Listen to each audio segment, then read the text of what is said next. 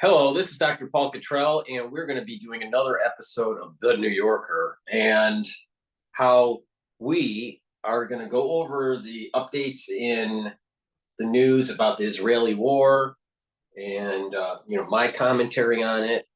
So let's begin.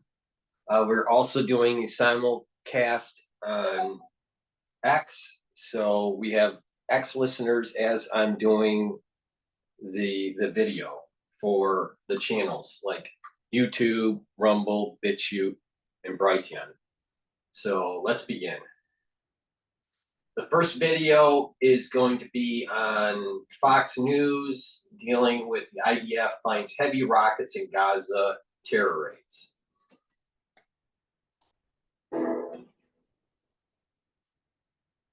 Israeli soldiers say they found multiple heavyweight rockets and UAVs used by Islamic jihadists in a raid last night. The rockets have a range of about 100 miles and explosive warheads weighing over 500 pounds. The IDF also showing the inside of a Hamas tunnel uncovered in Gaza's biggest hospital. Trey Yanks live on the ground in southern Israel with the latest. Trey. Now, 500 pounds of explosives is a lot, all right? And we got to keep in mind that we had warnings from the Turkey prime minister, the Hezbollah leader, and leaders within Iran stating that something big was coming. All right. I think that there's going to be a major target hit on Tel Aviv. Now, I just did a video that was released on one of my smaller channels on YouTube that I will populate. I think it's episode 3 of The New Yorker. It talks about the Kabbalistic aspects of why October 7th happened. And there were things that were happening in Tel Aviv and in Jerusalem during Yom Kippur of this year by the ultra-liberals that were they were going against the precepts of the Torah, and they were desecrating and interrupting services during Yom Kippur of this year. So I would not be surprised that there's going to be death and destruction within the liberal community within Tel Aviv if Hamas, Hezbollah, or Iran are able to launch strikes and that breaks through the Iron Dome and hits Tel Aviv. But I have a feeling that they're going to overwhelm the Iron Dome, probably in the south first, and then do massive strikes on Tel Aviv. I see that coming, unless maybe the United States gets involved and knocks out some of their the launching areas. I'm not sure, but I just get this feeling that there's going to be a hit on Tel Aviv. And 500 pounds of explosive warhead is a lot for just one round. Latest, Trey.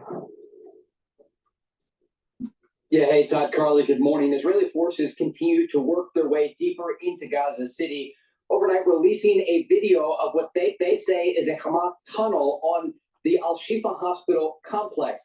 Now, it's important to note the Israelis have promised here they would be uncovering a Hamas headquarters. We've not yet seen any evidence to support those claims, but they did release this video and photos showing what they say is a Hamas tunnel, in addition to weapons inside the radiology department of Gaza's largest hospital.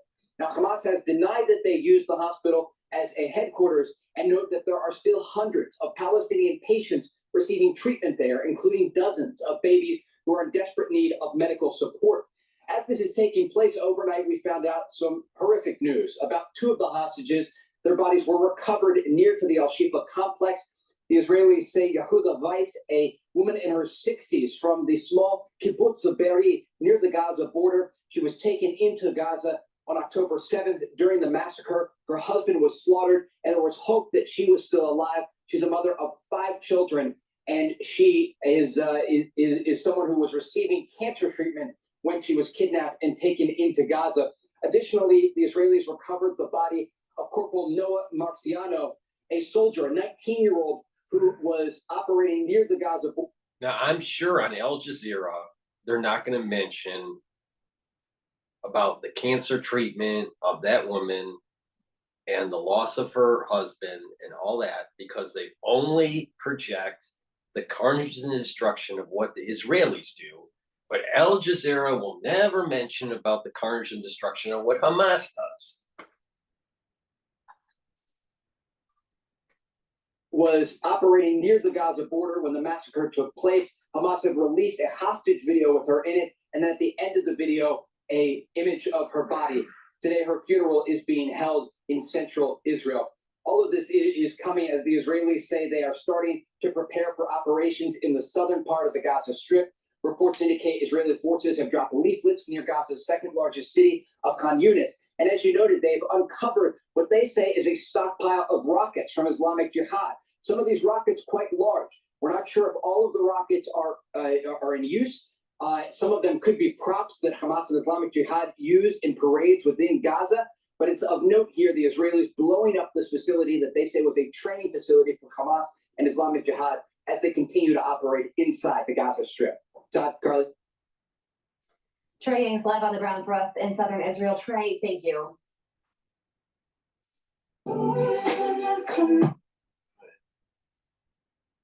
Okay, so that was the IDF finding the heavy rockets. Now let's go into something very interesting. This is from Sky News Australia. This is Rabbi Shmuley, and he is in a debate with a pro-Palestinian with Piers Morgan.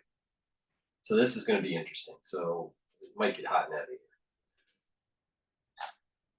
heavy. Spanning many decades, Israel has a unique duty to its people. After centuries of pogroms, displacements, and a Holocaust, it must provide a safe place for Jewish people to live without fear of being murdered for their faith. But that safe place has taken the place of the Palestinians, and too often has come at the cost of their dignity, rights, and their lives. Last week, Palestinian Dr. Izzeldin Abu... See, from my perspective, all right, always playing the Holocaust card, I think is not focusing on the real issue here. And that is the covenant with God and the children of Israel is non-negotiable. It always has been for thousands of years. And that in reality, there has never been a time where there were no Jews in Israel once Joshua crossed the river when Moses died. There was always some Jews in that region. Always, even during diaspora. The Jews never left. Now, a lot of them were kicked out. A lot of them dispersed around the world. That's true. But there were a group of Jews that always were there. So, this idea that Jews never, went back, and then all of a sudden in modern times, right after, the Holocaust, then there was this, then all of a sudden Jews started appearing in Israel. Well, that's disingenuous. And if you want to really go into the Kabbalistic side of it, there was a curse that was going on to the Jewish people even during the Holocaust because of this movement away from religion and the secularization of the Jewish people within Europe. Now, that's very harsh, but that's the reality of it. And to use the Holocaust as a reason for a Jewish state is the wrong reason. The Jewish state exists because of the covenant with God and the Jewish people. It has nothing to do with the Holocaust. It has everything to do with the Temple Mount. It has everything to do with the rebuilding of the temple. It has everything to do with the rebooting of the sacrifices and of the daily prayers and the offerings. So the premise, just not even 30 seconds, 35 seconds into his show, he's got the premise wrong. But let's continue. Dr. Izzeldin Abu Leish, who has lost 25 members of his own family to conflict in Israel, saw a ray of hope in what happened in Northern Ireland. I met with Martin McGuinness before, and he said to me, we were going confronting each other. Once we started to move side by side as equal, we put an end to that. And that's what we need, the international community, the world, that we can, Palestinians and Israelis, to move side by side as equal with dignity and respect. Again, the fallacy of what happened in Ireland, with this whole Catholic and Protestant thing, right? And it was pretty bloody. And of course there was, the UK was involved, and there was geopolitical empire stuff going on at the same time. But there was this Catholic versus Protestant issue that was going on with Ireland. That is different than what is going on in Israel. Because at the very beginning of the twins, Ishmael and Jacob, not Ishmael, Esau and Jacob, those twins were always battling each other in the womb, and they were battling each other, outside the womb, literally. And after their death, their descendants were battling each other. And it has been described by the rabbis, the Torah scholars, right, throughout the centuries, that if there's always going to be one group that is over the other group, either Esau is going to be above Jacob's, the children, the descendants of Jacob, or the descendants of Jacob are going to be above Esau. And this is the reason why that land is gone up and down, up and down, up and down. That is a different mechanism than this issue that they had between the Protestants and the Catholics, and Northern Ireland versus England. That's a totally different dynamic. So you can't even use it as we're only a minute and 6 seconds into his show, and he's got two premises they're totally wrong. You can't. It's a comparative fallacy. But Northern Ireland was another conflict which seemed impossible to resolve. It was a long and agonizing and deadly process. But we got there in the end because both sides talked endlessly about their grievances, their hopes, their needs, and eventually they did find unity. They'd find a way to come together. Now, clearly, we're not going to find peace in the Middle East tonight, but we are going to do something that doesn't happen very often. We're bringing together two very opinionated, passionate, influential people, very opposing views, and we're going to have a proper debate, and we're going to see if somewhere there is perhaps more that we can agree on than we first imagined.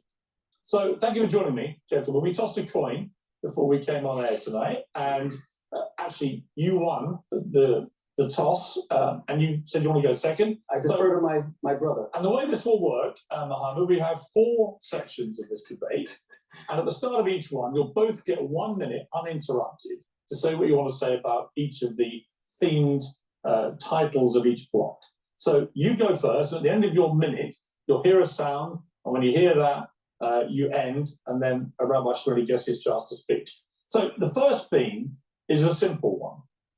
Are Hamas to blame? You have a minute, Mohammed, from that.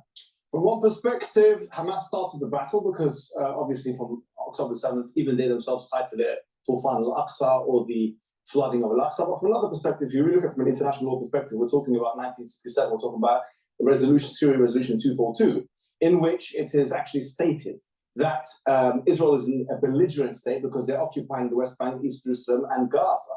And they have been, so therefore the war has been continual for a very long time according to international law. But let's remove Hamas from the situation altogether. Let's remove them. What do you have? You have the West Bank. And what do you have in the West Bank? You have 187 children who have been put in prisons. They have been put in prisons, according to B'Tselem, without charge. You have 44 children before October the 7th that have been killed before October the 7th in just 2023 alone. So if you remove Hamas from the equation, what you have the West Bank. You remove dominance from the equation, you have the West Bank, and what do you have? You have occupation, you have settlement, which you condemned, rightfully so. You condemned that on your show, the settlement's there. Okay. Rabbi Shmuley. The bottom line is this: the West Bank. It goes back to the premise, and that's where everyone gets it wrong. The West Bank is actually part of the biblical boundaries for Israel. Now, you know, for people that don't know, the covenant with the children of Israel and God is about the land and the temple. And the West Bank is circumscribed within that boundary system based on the Bible, based on the Torah. That's a fact. That there's a slight interpretation, is the Gaza Strip part of that of that border system or not? The West Bank is definitely not. Jerusalem is definitely not. So all these things wouldn't even happen if the Palestinians were not there. You know, they were just dwelling. They were just dwelling. They never owned they never owned the land. They weren't part of the covenant. So where do they get off that they own the land? And this is where the premise, you know, it gets right back to the premise. Now, I guarantee you, the way things work at a metaphysical level, God doesn't give a damn what this guy has to say. The world is going to be judged, and things are going to be moving in motion, either forcefully or peacefully. It's up to us. It's up to us on which way we want to go. But the point is that the boundaries are going to be reestablished, and the Temple Mount is going to be rebuilt. And that means the dismantling, forcefully or peacefully, of the Dome of the Rock. It's that simple. The Palestinians never had the right to Israel. Ever. Ever. Ever, ever, ever. Get that straight. Well, Paul, that's just some old text that you're pulling from. You know, people, you live long enough and you start to realize that God does intervene in your life, either positively or negatively. If you're a good person, usually positive. If you're a bad person, usually negative.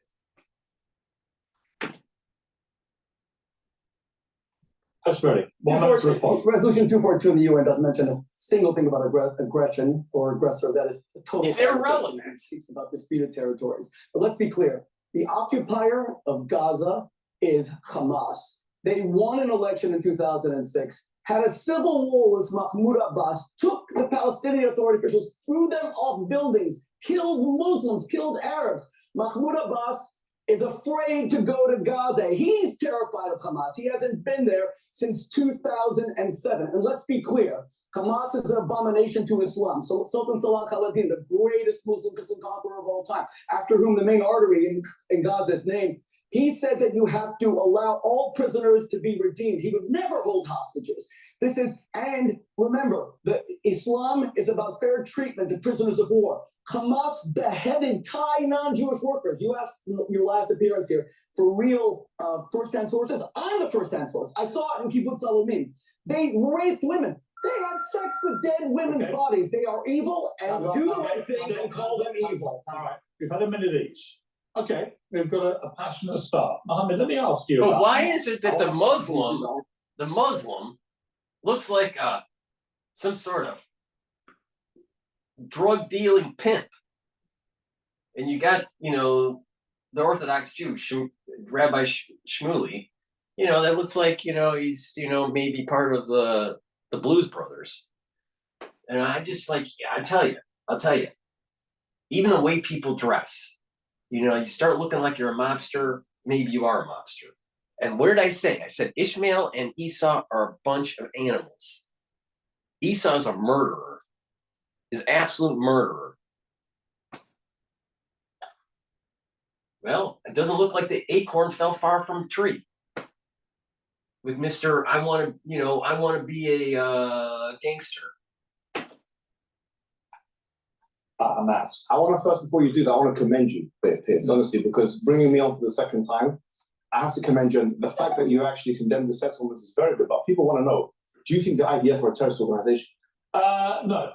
You don't think they're a terrorist organization? Okay, well, if you look at the UN definition of terrorist organization, they say killing civilians for political So you're asking my opinion. No, it's the UN definition. According to UN definition, it's killing civilians for political objectives. Why are they not terrorist organizations? Well, you've asked me a straight question. Wait, why are we even caring about what the hell the UN defines? It's run by a bunch of fucking liberals that is antithetical to the Bible and the Torah. So we're using definitions to define policy for the Israelis that is antithetical to Torah and Bible precepts? The UN is run by literally a bunch of liberals. And oh, by the way, trust me, because this show is The New Yorker, I should know.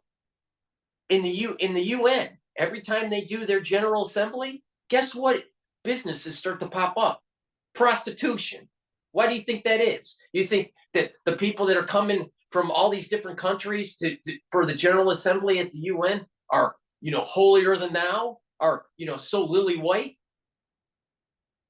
They're decadent. That's the reality. So this pro-Palestinian, pro-Hamas guest on Piers Morgan is quoting definitions from people that are an abomination. The UN is an abomination. Amazing. And no one wakes up. And everyone wonders why everyone's going to be judged. Because we're run by a bunch of fucking liberals. Straight question. I don't think they are terrible. So when you see babies like this, the ones who kill babies like this are not terrorists. It's horrific. So the people who kill babies like this are not terrorists. Well, let me respond. Yes. Let me respond. I believe Israel has a right to defend itself. Okay. I agree that they need to get rid of Hamas. Who are terror groups. In this way. Well, here's the quandary for me morally, right? Why is that a quandary though? I'll tell you why. With Hamas, it's not a quandary. I'll tell you why. Because in war, when you declare war, as Britain did with the Nazis, 100-to-1 ratio. No, 100 to 1. There are. Hey, look at this. Look, watch on how he is projecting himself in the video, and it's showing all the attributes of Esau, a wild fucking animal. He looks like a wild animal. He's hairy. He looks like a gangster. And just listen to how he talks. This is the reason why we have to root out Hamas, Hezbollah, and Iran, because they are an existential threat, not just for Israel, but for all of Western society. There are a far higher number of children in Gaza, proportion to population, than almost anywhere in the world. So when they go after Hamas, very sadly, You are the one who insisted on equal time. I never did. I will come to you literally in 30 seconds. In 30 seconds, I'll come to you. Let me finish, please. I am Shah Muhammad. They can't even have a normal conversation for 12 minutes on Sky News Australia. Do you really think that this is really going to go well in the Middle East? I'm telling you, people need to wake up. It's all about the Temple Mount and the need to reboot that temple. And the problem is Esau has always wanted what was the metaphysical right of the descendants of Jacob. They've always wanted that. Esau is an animal. The people that come from Esau's line are animals. You can't have animals running the temple. It's that simple. And as we go down the road here, trust me, as we hit 19th of Kislev and that power influx starts to hit December 1st, people are going to get judged. And you better pick the right side or you're going to get fucked. Trust me on this. I am not wrong. So my final point on this is, unfortunately, in war, civilians 100 to 1 ratio. 100 to 1 ratio. Yes. 100 to 1 ratio. Yes, they get killed. No, not 100 to 1 ratio. It's not a Civilians ratio. get killed. Piers, How much really? You come. Piers, can I say respectfully, and I mean this as no insult, I'm amazed that you're intimidated by this man. I feel, well, with all due respect. If I can speak, I can speak. And no, he does not, because I have, before he did this debate, he went on X on Twitter and said, I'm only doing it if it's equal time. And then he is violating that. I never asked him for that. I just want to be heard, but he won't even let me be heard. Let me explain something to you. You said in a video the other day, and you can look me in the eye, you said that Jews are now trembling. Muhammad, I am not, no, don't interrupt me. I am not trembling. It's all on my Instagram page. Now, you see this yarmulke? It means that I represent something. I'm an ambassador. You're an ambassador of Islam. You are talking about a religion that started the world's first universities, educated women. Fatima started the first university in the 9th century in Fez, Morocco. Now we have a man who says that he's representative of Islam. He will Bring it back defend. to the debate. I will. He will defend Hamas' butchery, savagery. He doesn't care that Hamas is an abomination to Islam because Islam, But he hasn't done the that. children in Gaza. This is the reason why we need the Tomahawk missiles in the region so we can shoot it up their fucking ass and take care of this issue. So we can really get to the problems of the day, like cancer, like mental health. God, I'll tell you, this is emblematic of exactly what the hell is going on in the Middle East. It will never be resolved, and that Esau and Jacob will always be battling each other. And the thing is that we got to, that you have to root out the terrorist elements of Esau to the point where it stabilizes the region. But people are getting judged. I'm telling you. The soul roots from Esau are dangerous, very dangerous. In Gaza are dying because Hamas uses them as bulletproof vests. Okay. The United States and France Okay. and England said yesterday that the Al-Shifa hospital is a veneer, and that's a tiny veneer of emergency rooms. Okay. But underneath all of it is a military base. And let me tell you something. If it's true that any of these countries care about the Muslims in Gaza because they believe what he's saying that Israel's killing them, this is a map of all the countries that took place last week in Riyadh to save the Palestinians of Gaza from Israel. Do you know how many? That's Israel, a tiny thing. You know how many of them took in even one Palestinian from Gaza? Zero, nothing. Look at that map. Because the Arabs want to see. The Arabs want to see Hamas. Don't intimidate me. Don't bully me. Don't intimidate me. Let me ask you one specific question which you raised, which I don't think actually is your belief. I don't think you have defended what Hamas did on October the 7th. Yeah. I think you share our Are they evil? Unless I'm wrong. Are they evil? Are they evil? Are they evil? Are they evil? Rabbi Shmuley, It's Hamas. you're now doing what you accuse him of doing. Stop So speaking. let me ask you, what is your view of Hamas post October 7th? I think that they, just like anybody else, have to be examined. Have to look at all. What's your opinion about it? Yeah, I think that here's my opinion. Let me be straightforward about this, right? Anybody who kills civilians, anybody, whether it's the IDF, I'm consistent in this matter. If it's proven beyond reasonable doubt that these people have killed civilians in both of our faith traditions, in Islam and Judaism, in the Quran is mentioned, in the Prophet, he said it himself, you cannot kill a woman, you cannot kill a child. I condemn them. That's what I do. Straight away, whether it's Muslim, whether it's not Muslim, whether it's Christian or anybody else. I've already said that. So I'm not being inconsistent here. My question is, if that is exactly the barometer that we're using, if that's the moral reasoning that we're using, then we have to say, look, if you have a 100-to-1 ratio, and that's what it is, a 100-to-1 ratio. And you know how I got this figure? I got this figure from the IDF themselves because they have reported. Okay, but let me ask you this. Why is Hamas embedding themselves in the within the civilian population? Why are they embedding themselves underneath homes and hospitals and community centers? Of course, they're increasing the collateral damage. That's the reason why it's happening. You have to root out Hamas, but you got Ishmael. That's a wild beast. Okay, but let me ask you this. Does Hamas deserve to stay in power after what they did? I don't think we should have Hamas in power. What I think we should. Let me tell you. We should have a Palestinian Authority with bigger armies and airports with proper tanks and with airplanes like every country in the world. What? You might be right. But Absolutely, they won't allow it. How do you get rid of Hamas? What you don't do, I can tell you for a fact, is try and kill 30,000 of them with a 100-to-1 ratio. Because if you do that, then you're committing genocide because you have to kill 3 million Palestinians. Rabbi Shmuley? Do you even know the definition of genocide? I haven't said genocide. What's it? You just said it. I said if you. What is the definition? This is crazy. But it's very emblematic of this battle between Esau and Jacob. This is exactly what I've been saying for I don't know, 2-3 weeks. You to reach homeostasis in that area, you're going to have to kill Hamas, Hezbollah, and Iran.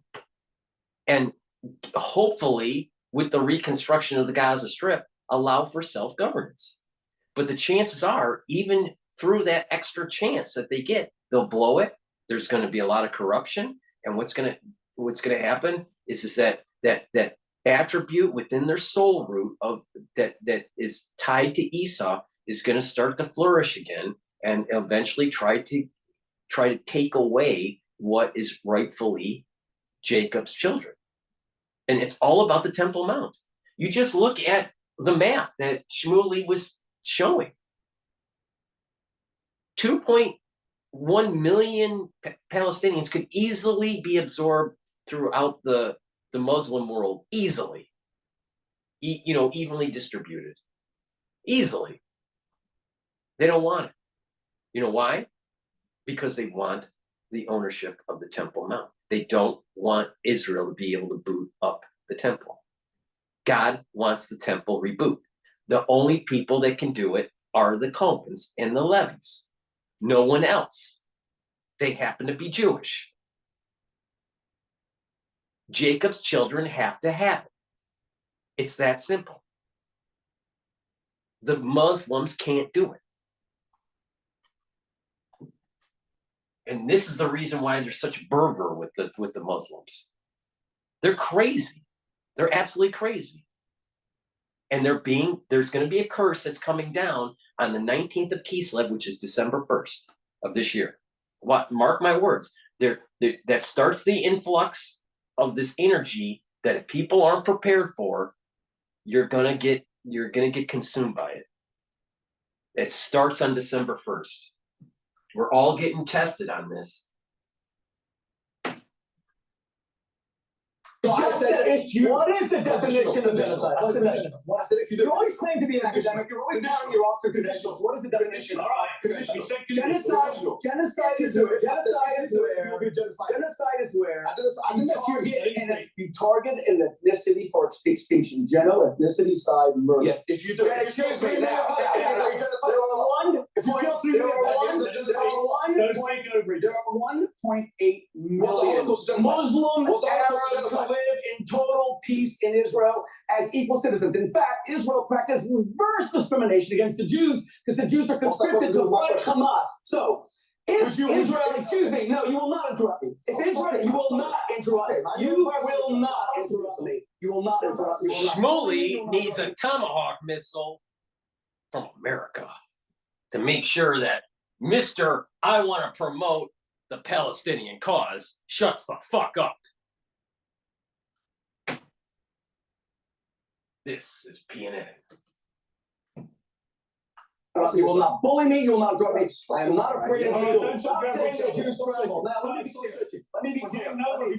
Well, then you need to control your guests with all due respect. Okay, he said equal time, and there's no equal time. Now, there's no equal time. If Israel was interested in a genocide of the Palestinians, why do they have 1.8 million equal Arab Muslim citizens who are in the Israeli Supreme Court, who are 1/3 of the medical profession? Do you know that an Arab judge put the president of Israel in jail for accused rape? That was Moshe Katsav. That's how little Israel's an apartheid state, genocidal state.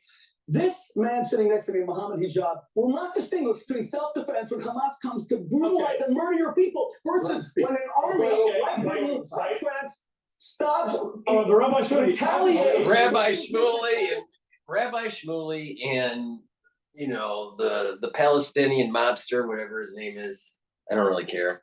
DrPaulCottrell has a simple reason of why all this is happening. We're all getting judged. We're all at fault. God is unhappy with all of the strife that we're seeing right on this video right here that's playing out. God's unhappy. He's unhappy with the strife that's within the Jewish community, between the observant Jews and the non-observant Jews, between the conservative part of Israel and the ultra-left part of Israel. God's upset with all the infighting that's going on around the world. God's upset with the infighting between the Jews and the Muslims. And if we don't sit down and actually try to become better people and assume that our perspective is always right, we're going to go through really, really dark times.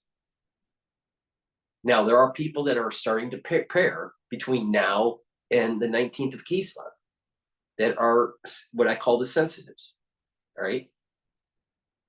Try to become a better person. Doesn't matter what religion you are. Start following the precepts of that religion and be a better person, and try to, repent. Teshuvah is what Jews do, but I mean, there's the Christians, can repent and try to improve their, same thing with the Muslims, and we'll have a better world. But that better world has to move towards a path of rebooting the temple. And until that is settled, we're going to have strife. And the Muslim community is going to have to finally get it through their thick skull that the Temple Mount is coming, and that the Dome of the Rock is coming down and the Temple Mount is going up. It's that simple.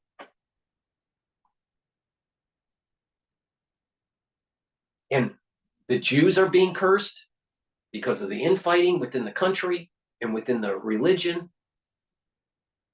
And the Muslims are being cursed. And we're seeing that curse play out through the mechanism of war, through the mechanism of famine, through the mechanism of death and destruction. So if the Muslims think that they're in the right because God is cursing the Jews because of the infighting, they're wrong. Because God's also cursing the Muslims because of all their infighting internally with the Shia and Sunni, and also the infighting of the Muslim community to the Jewish people. And this battle with Esau and Jacob that started in the womb as twins is still playing out today. And you're seeing it through Shmuley and the mobster. We're both being judged. But I do know this, the Temple Mount is getting rebuilt and rebooted. And the Muslims can't do it. They don't have the means to be able to reboot the temple. It's the Cohens and the Levies that can do it. And that's why Jews are so important, to bring the blessing down on this earth. And we're going to continue having curse until we have the temple rebuilt. To simply protect their lives. You don't believe the Jews should have a right to defend themselves. Say it outright then say it. The Jews have a right to defend themselves. They do. Yes, they do. So that's why we have everybody has a right to defend themselves. That's why we have to go to Gaza. Yes, they can go to Gaza. No, they can't go in. No, hey, hold on. Let me tell you my position. So they can go in. Ask me a question. Go ahead. Ask me. Yes, they can go into even fight. Even Abu Ubaidah, the general of Hamas, he said, "Nahnu fi intidarikum" in Arabic. We are waiting for you. That's why he's being said. Hold on. You've asked me a question. Go ahead. They do have a right. What I've been advocating all along is face-to-face confrontation. What I'm against, what I'm against is 100-to-1 ratio, because if you have 100, We're going to come to a bit of okay, fine. Hamas is hiding under hospitals. What face-to-face confrontation? Hamas is shooting. It's the honorable way. Block 2 is exactly this question. Well, this is the end of the video. I mean, it's just, there's a longer version that's like an hour and some long, but this was the 15-minute version of it. I think it's representative of exactly what's going on in the Middle East. I mean, if Shmuley and the gangster can't, talk to each other politely on Pierce Morgan's show, you really think that this thing is going to de-escalate anytime soon? Probably not. All right, so let's go to Fox News, and this is Israel minister reveals atrocities by Hamas. They bury people alive. So this is Kabuto. The Israeli minister of the economy, former mayor of Jerusalem, and mayor, it's always good to have you. I did want to get your take on this. We're told imminent hostage deal, maybe 50 released.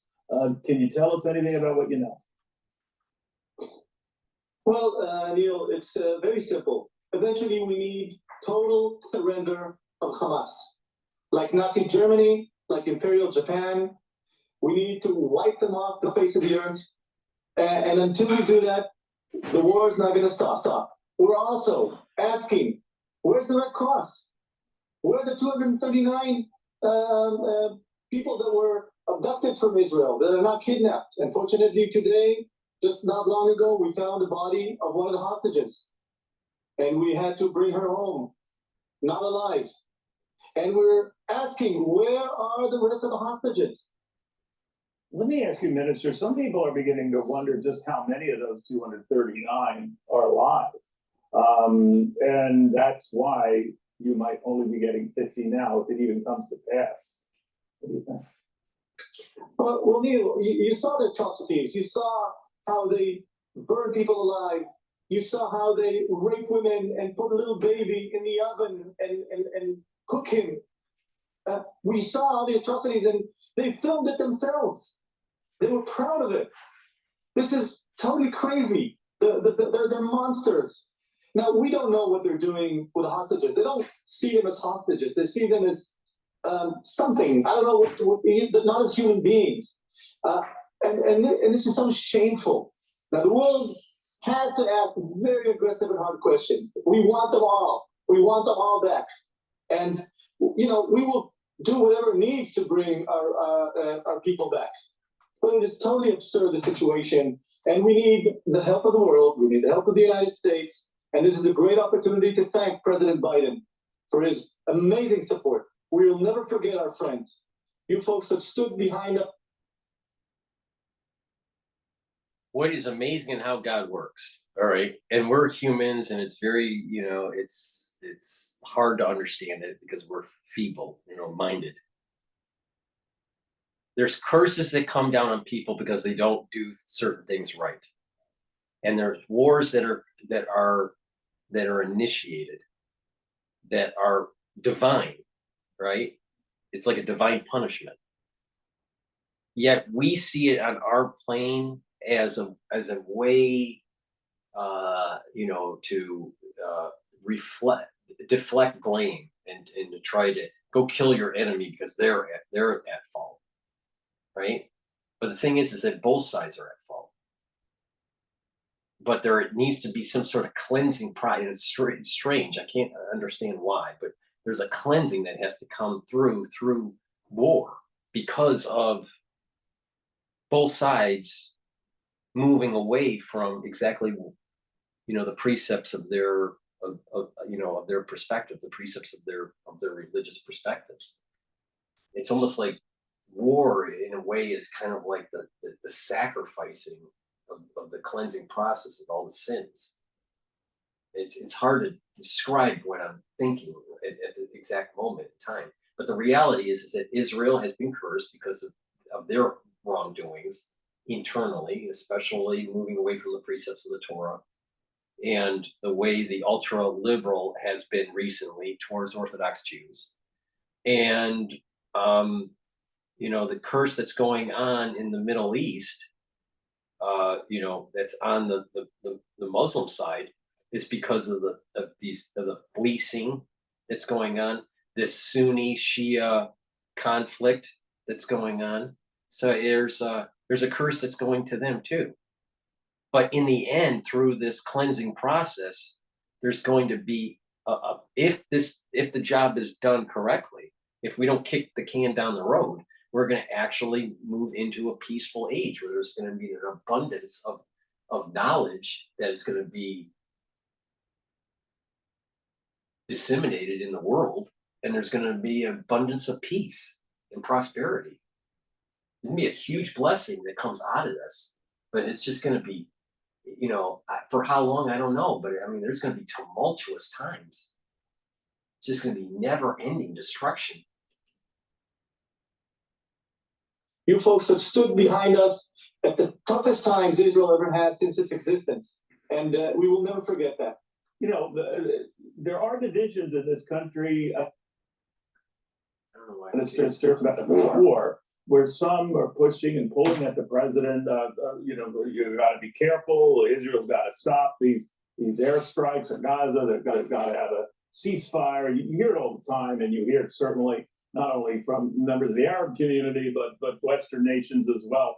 At any level, does that trouble you? Because you only had a few days global sort of support. Let me just recycle it because for some reason the feed is...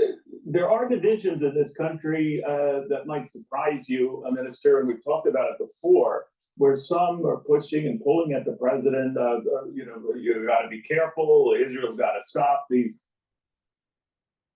To have a ceasefire. You hear it all the time, and you hear it certainly not only from members of the Arab community, but Western nations as well. At any level, does that trouble you? Because you only had a few days of global sort of support and sympathy after the October 7th attack, and that was it. Then the world sentiment, not everyone, I want to stress, Minister, but began to turn to these pro-Palestinian rallies.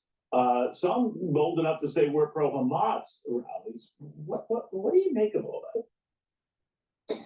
The atrocities are worse than the Nazis. The Nazis hid those atrocities. And the Hamas, ISIS, didn't even hide it. They're proud of it. And remember, I don't remember that in the war against Germany, I don't remember anybody asking for any kind of humanitarian gestures. Just complete 100% surrender.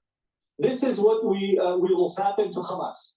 And we in Israel, we have very, very soft heart for people. We don't want to hit any innocent people. We hide our people in shelters. They don't.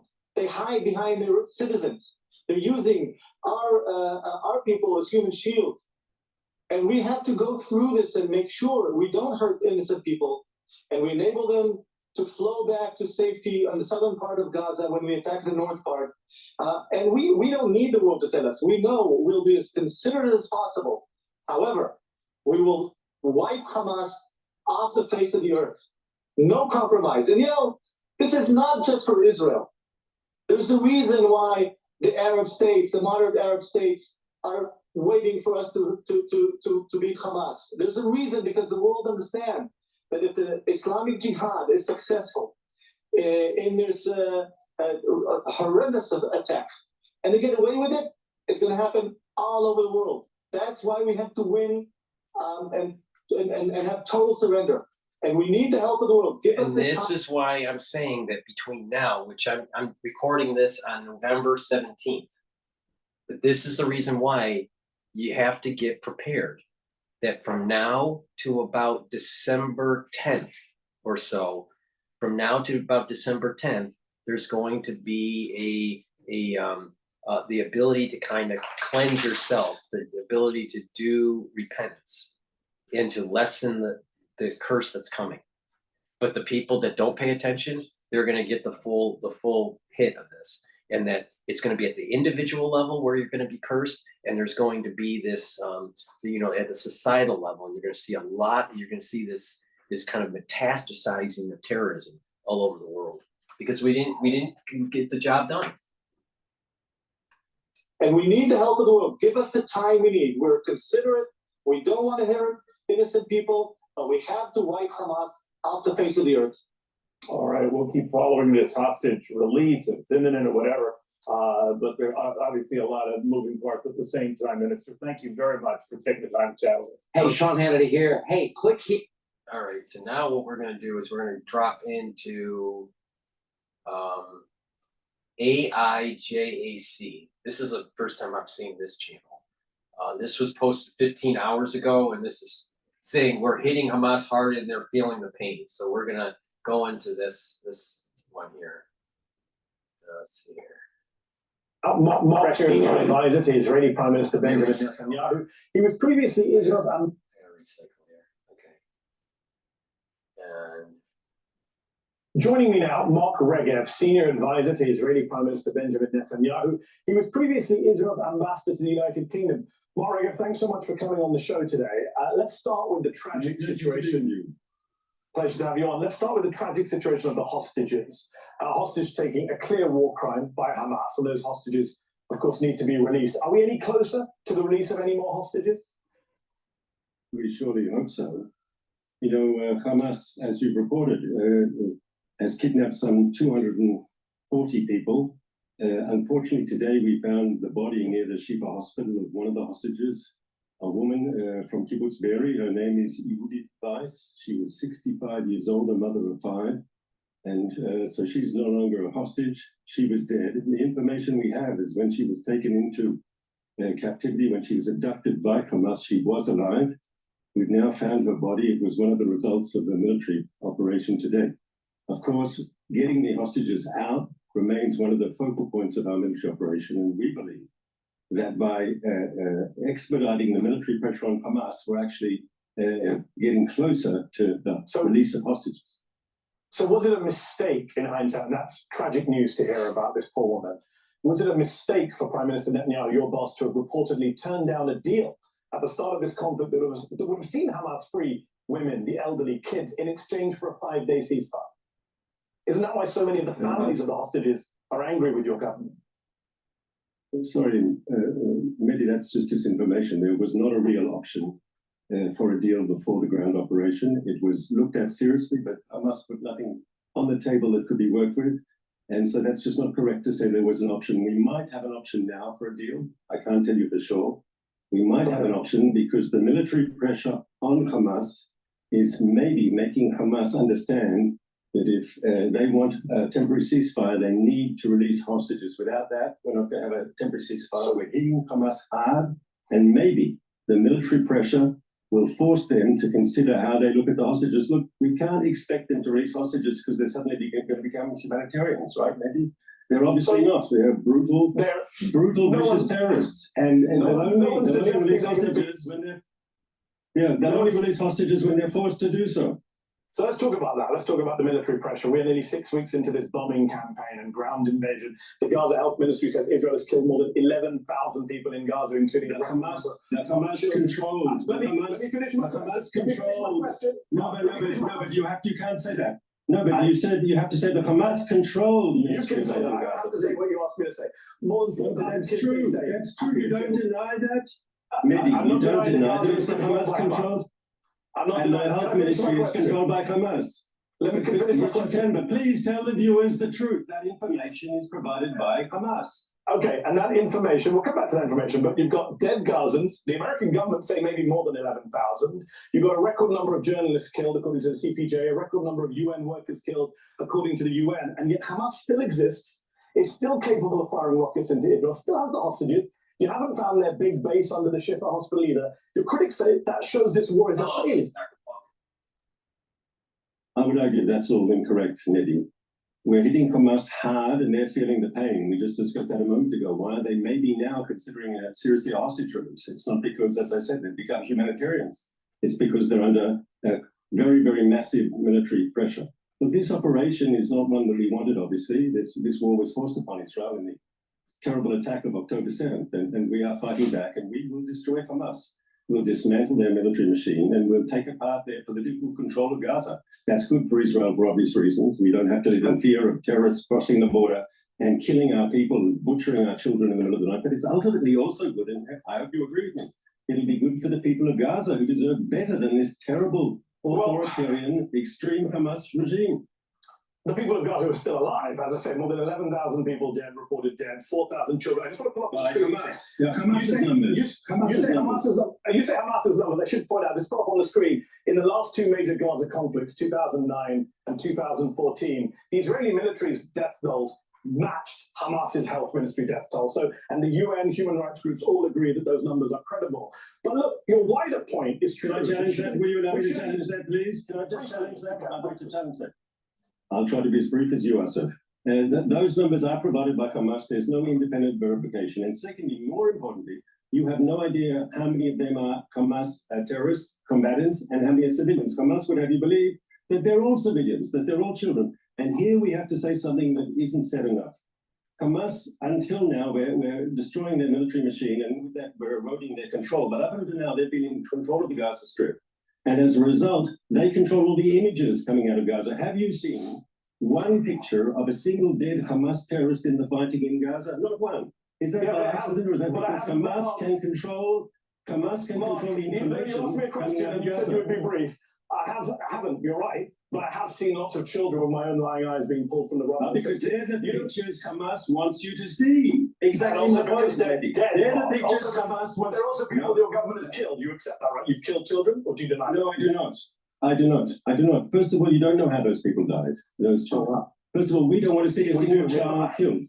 Okay, here's a question. I agree with you. I agree with you. We shouldn't blindly believe anything Hamas says. But why should we believe what your government says either? Your military spokesman on Monday pointed to an Arabic document in the basement of a Gaza hospital and claimed it was a Guardian list on which every terrorist writes his name. But that was false. It was just a calendar with the days of the week on it. Your colleague in the Prime Minister's office, Ophir Gendelman, posted behind-the-scenes footage from a Lebanese short film and claimed it was Palestinians in Gaza faking their own injuries. That tweet is still up a week later. That is endless disinformation from your government, is it not?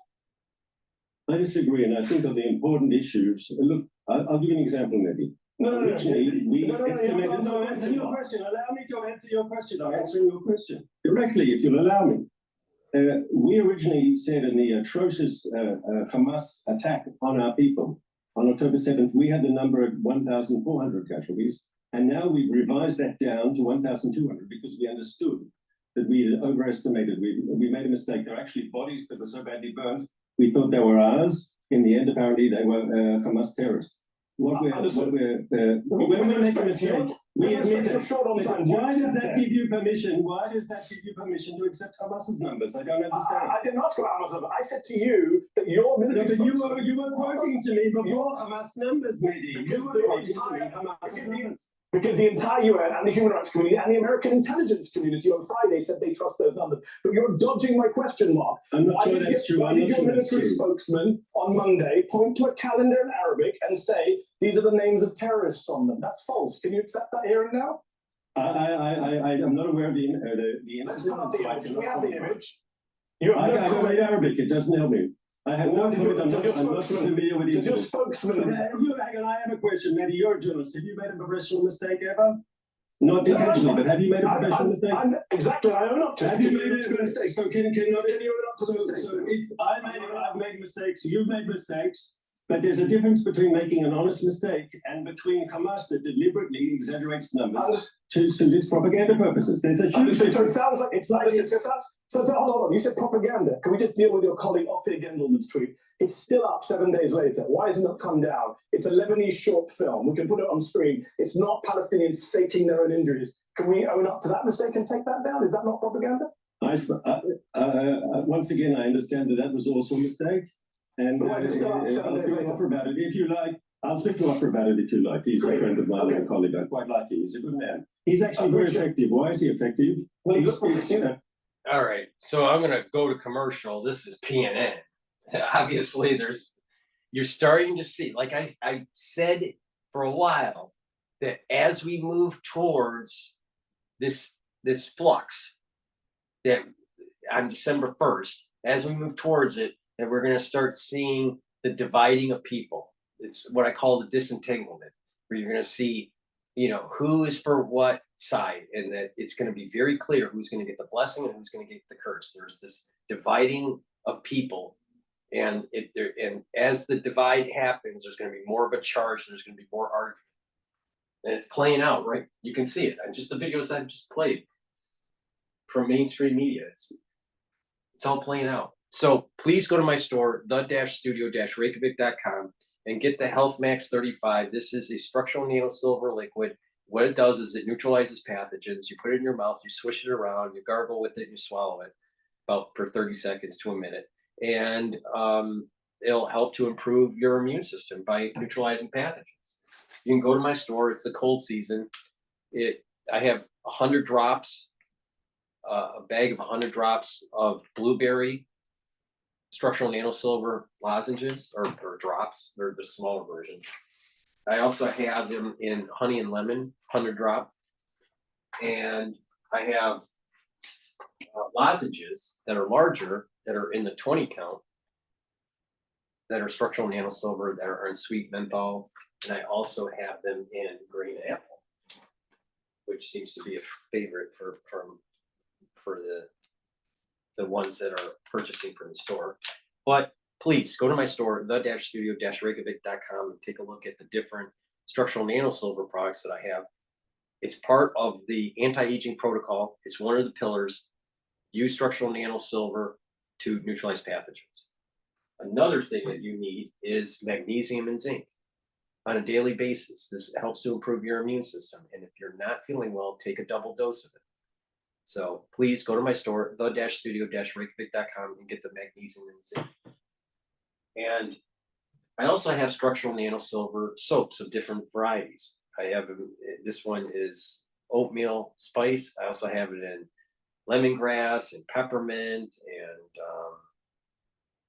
charcoal tea tree. So I have, a few of different varieties on the store. Go to the store, take a look at the structural nanosilver soaps. They're very high quality soaps. So please go to the store, pick up a few of them, and help support the channel. It helps us. It helps also to support your health. So it's a win-win for everybody. So I have very high quality health supplements on my store. Follow my anti-aging protocol and boost up your immune system, and you're gonna start to see improvements in your health, and you're gonna slow down the aging process. All right, so we're gonna go back to the news. I see effective. Well, another time we have an Arabic. I agree, he made a mistake, but let's be clear. Let's be clear. It's very good that we have someone who can speak Arabic in the Arab networks directly to Arab people, so they can hear Israeli opinions directly. I appreciate that. He's amazing at that. He's very important. Okay, thank you, Mark. I know you're short on time, much more short than me, so I'm going to keep going. Let's talk about war crimes. Human rights groups, as well as the UN High Commissioner for Human Rights, have accused Hamas of committing war crimes, but they've also accused Israel of war crimes in Gaza too, which you blame on Hamas. So I have a simple question for you. If Hamas gunmen were hiding out in a school in Tel Aviv or an apartment block in Haifa, would you be okay with the Israeli Air Force dropping bombs on those buildings, leveling them, killing the innocent Israelis inside in order to get the Hamas gunmen? Would you do that? But you're right in your question. Of course, Hamas hides behind the students and the children. That's their whole policy. That's why we've had the casualties we've had. Hamas deliberately embeds itself, as you said in your question, amongst civilians. Themselves under the Shifa hospital in Gaza City. Not one hospital, but a whole series of hospitals. They took over. Answering my question. Would you bomb? I am answering your question. Would you bomb schools and houses in Israel if Hamas militants were believed to be under them and kill Israeli human shields in the process? We don't deliberately kill anyone. That's not a fair question. What we are trying to do is eliminate this. Okay, would you accidentally kill Israeli humans? I'm asking a very simple question. We wouldn't want to accidentally kill anyone. We wouldn't accidentally. No, we wouldn't accidentally kill anyone. Understood. Can I tell you, when the West fought ISIS, when the West fought ISIS in Fallujah and in Mosul, also there ISIS used human shields. They actually used a hospital, I believe, in Mosul. You probably know this as well as I do. I do. And the West was fought. But I think it's actually, I think America did the right thing. You had to defeat these brutal terrorists. Would you apply that? You're saying to me, in Israel, it's a simple question. We wouldn't allow them to take over a school in the first place. We'd send in special forces and we would take out the terrorists. I know you're over on I did answer your question. I did answer your question. Why did you say I didn't answer it the way you wanted. Now this is MSNBC, and we know that they're a little bit left wing.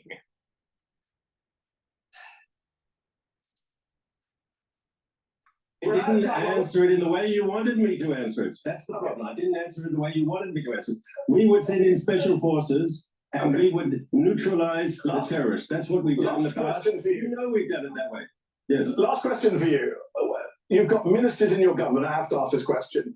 Amichai Eliyahu, who said Israel should consider dropping a nuclear bomb on Gaza, which would kill over 2 million people. He's still in your government. Avi Dichter, another member of your government, went on TV and said this is Gaza Nakba 2023, and your boss Benjamin Netanyahu invoked Amalek, which was a biblical call for killing every man, woman, and child. Mark, do you understand why that cannot be heard as anything other than calls for genocide or ethnic cleansing around the world? And so will you allow me to answer? Of course. Number one, that minister was reprimanded by the Prime Minister, Eliyahu, and he was told very forthrightly, he's suspended from the government, and if he makes any statements like that again, he's fired. On the Avi Dichter, I think I actually agree with what he said. The Nakba, the tragedy that was brought upon the Palestinians in 1986.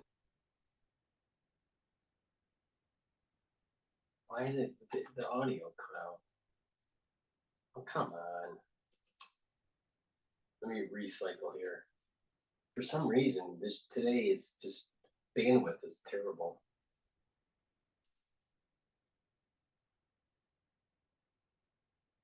Why isn't it? Oh, come on.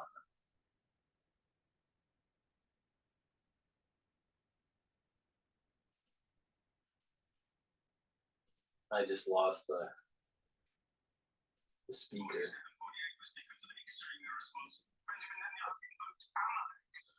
Hold on. This is an important. I'm going to try to get this replaying here. This is an important piece here. I just don't know why the. All right. While this is recycling, let me jump to a commercial. I'm sorry, the ones that are listening to X. The bandwidth today is kind of sucky. Please go to my store, the-studio-reykjavik.com, and get the silver gel. This is a great product. What it does is it'll neutralize the pathogen by putting the gel on your hands. It'll stay active for 5 hours. It's much better than Perel.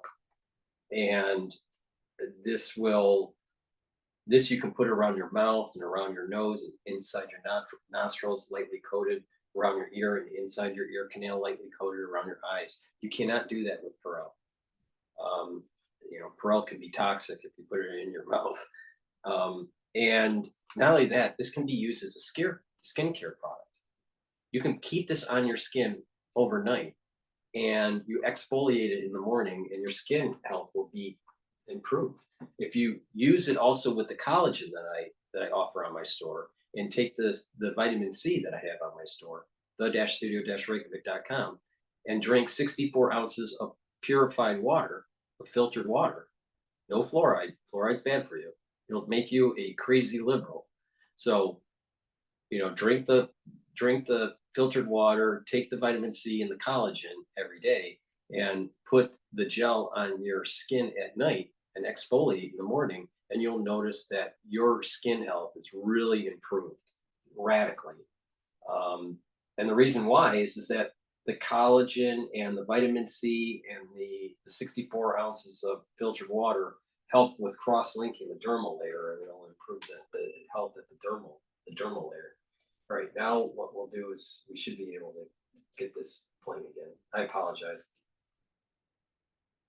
Government. Avi Dichter, another member of your government, went on TV and said this is Gaza Nakba 2023, and your boss Benjamin Netanyahu invoked Amalek, which was a biblical call for killing every man, woman, and child. Mark, do you understand why that cannot be heard as anything other than calls for genocide or ethnic cleansing around the world? No. People need to understand. All right, I'm Jewish, and I know exactly what Amalek means. All right, and I'm doing this all live. All right. I'm going to actually pull out the prayer book that actually states this, so you get the context of this. So what? No one on X and no one on on YouTube has ever done this before. You're seeing the first time, and I'm going to actually read you the prayer at the end of of chakras that talks about this, and you'll understand what the significance of this and why the MSNBC anchor doesn't know what the fuck he's talking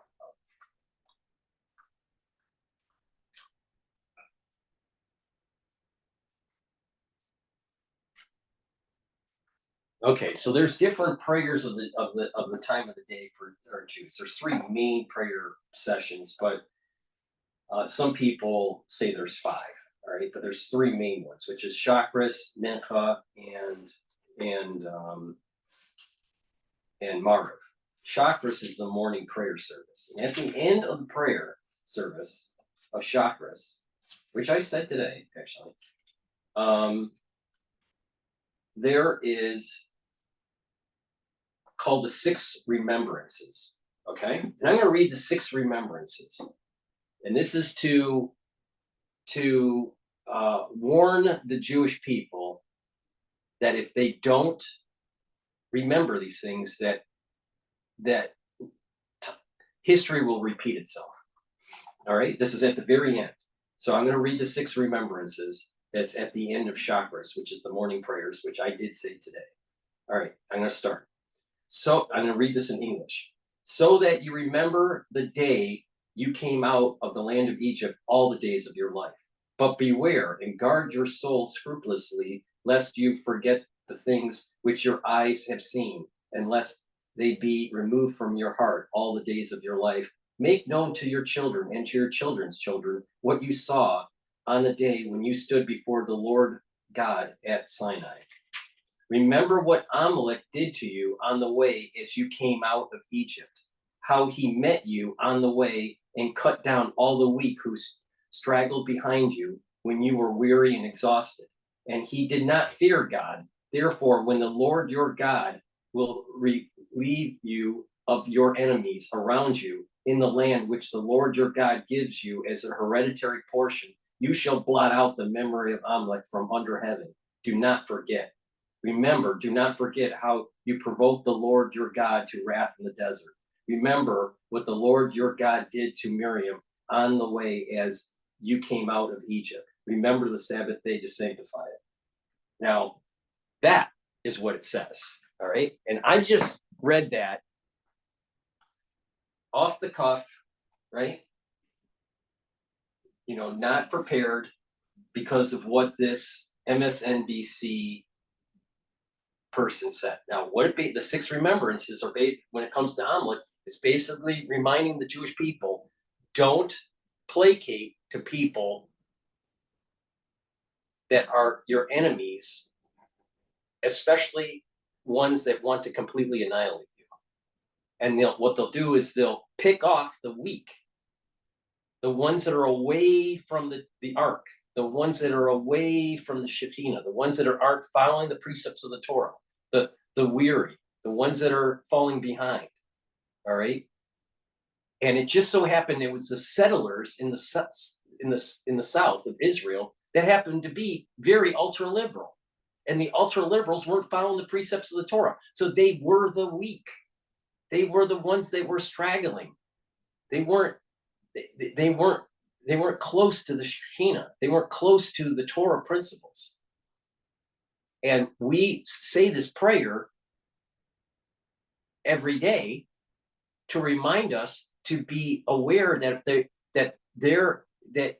you'll have an enemy that will try to kill you, completely annihilate you, and they'll pick off the peripheral group first, like a bunch of wolves in a way, right? And that's exactly what happened. They picked off the ultra liberal that was away from the precepts of the Torah. And so this MSNBC guy, who probably is Islamic, he looks Islamic, but he's misrepresenting exactly what that prayer is. And I just read you the prayer, and you can interpret it the way you want, but it's a warning to the Jewish people that if you are being attacked, you must kill your enemy. For genocide or ethnic cleansing around the world? And so will you allow me to answer? Of course. Number one, that minister was reprimanded by the Prime Minister, Eliyahu, and he was told very forthrightly, he's suspended from the government, and if he makes any statements like that again, he's fired. On the GETTR, I think I actually agree with what he said. The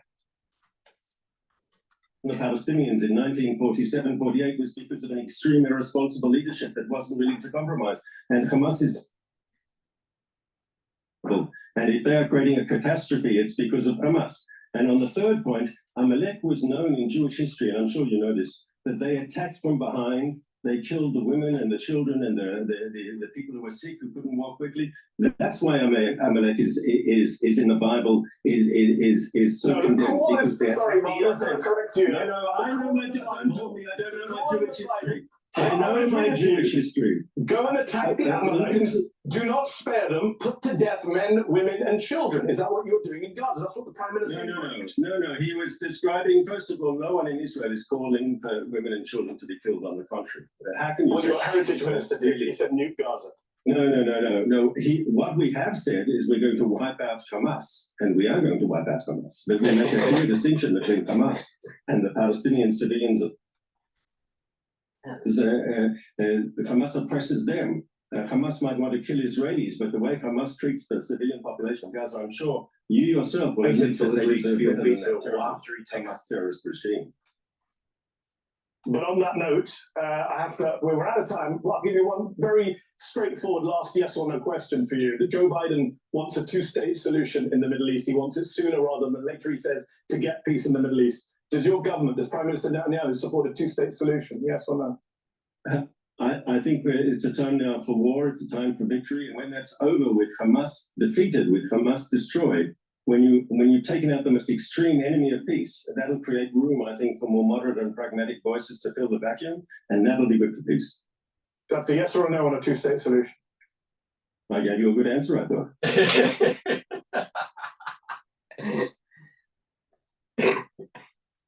Trust me on this. There is not going to be a two-state solution. It's not going to happen. All right. The temple's getting rebuilt, guys. All right. Now what we're going to do is we're going to go to France 24. I like this news network.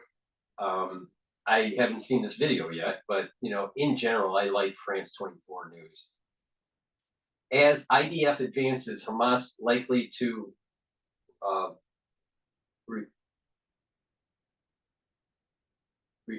rely even more on civilian areas to carry out military operations. All right, so here we go. All right, hopefully this works here. Fellow at the Royal United Services Institute. Good evening. Thank you very much for joining us on France 24 tonight. IDF forces are now inside the Al-Shifa hospital compound, where we have the displaced, we have doctors, we have patients still inside the compound. How on earth can they keep civilians safe? I mean, that's obviously a difficult question, right? Because it seems that the Al-Shifa hospital operations have also shut down, which is endangering patients, and military operations will inevitably endanger healthcare personnel. We also have internet and telephone services which have been disrupted over in Gaza. There seems to be this communications blackout. How are residents, the displaced, supposed to know where to go, what to do?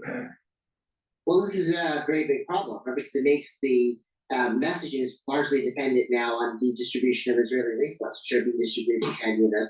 Now, the problem is, as we saw in the evacuation of northern Gaza, the Hamas authorities can be giving the exact opposite work. Hamas authorities, for example, urge residents in northern Gaza to stay in place and fight for their land.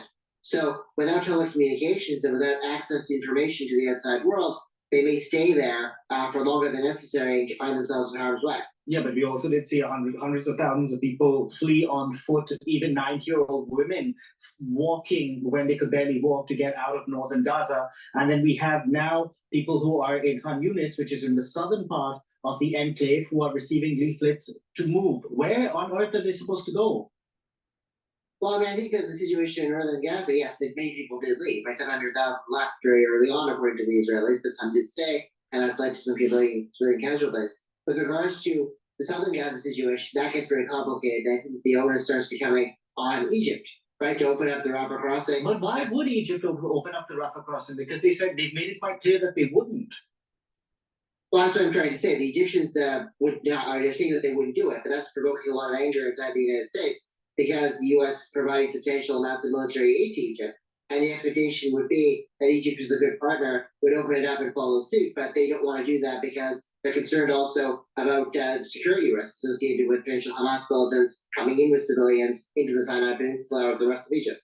In the package we played before coming to you, you heard there from the UN Human Rights Commissioner talking about the rise of communicable diseases, what have you, based on the situation of what's going on in Gaza. Plus, you have this internet blockades. We also have Israeli forces in a hospital compound.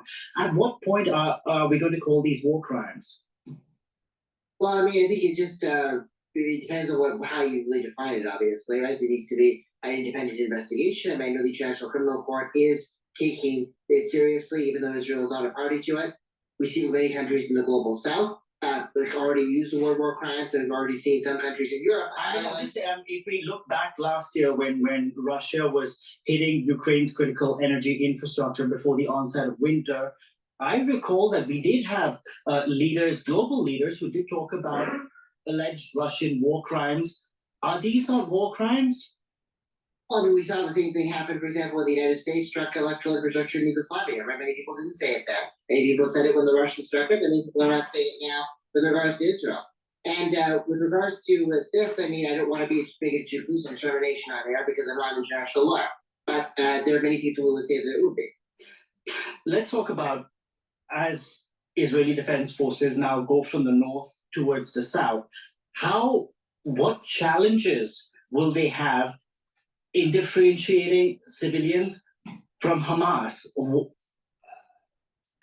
I mean, obviously that becomes a lot more of a difficult and challenging thing to have happen, particularly because Hamas militants are going to be embedded alongside civilians in many areas. And as the population gets denser, the Hamas are much more likely to rely even more on apartment buildings and other civilian areas to carry out military operations. And I think that if the civilian casualties need to escalate, Israel will be under more pressure. Also, if the Al-Shifa tunnels happen to have guns and rifles, but no evidence of a command center, Israel will be under even more pressure then to distinguish, if they don't, more pressure for a ceasefire. Israel just says up until now that they found a tunnel shaft. We also don't know what this command center is, what it looks like. And we have reports tonight of a hostage who has apparently been killed near the premises. Of course, Hamas saying she died in an Israeli airstrike. Israel saying she was murdered.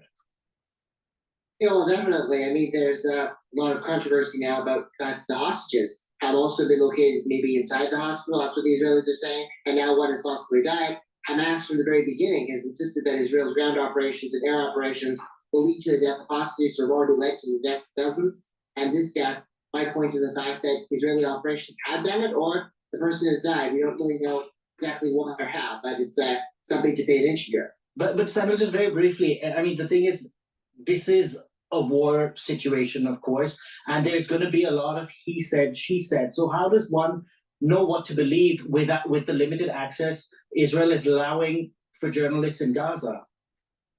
Well, I mean, this creates a very difficult situation. I mean, there's been some evidence that the Gaza Ministry of Health statistics for casualties are reasonably accurate because the United Nations reports them similarly, and there's also lists of names and people. That, for example, can be considered a source, but inevitably there's a lot of situations where many media outlets have to go into facilities like Al-Shifa with the Israeli military, and therefore they get the Israeli perspective. And then you also see other outlets like Al Jazeera, and as well as, the Russian media outlets that work in the Arab world, promoting almost exclusively pro-Palestinian perspective. So it's very hard to get objective information, and the telecommunications problem makes it doubly hard. Simon, thank you very much for that, Simon Romano. All right, so that was France 24, military operations.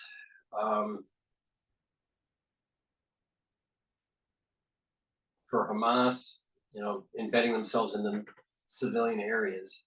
All right, so now what we're going to do is we're going to play a Fox News segment that I think was playing yesterday morning. This might have been yesterday morning. I might have some things to say about this one. 12 years ago, Americans came together in celebration of the death of 9/11 mastermind Osama bin Laden, the man responsible, of course, for orchestrating the ruthless deaths of nearly 3,000 innocent Americans. People gathered outside of the White House chanting USA, USA, and proudly holding up American flags. Take a look at this.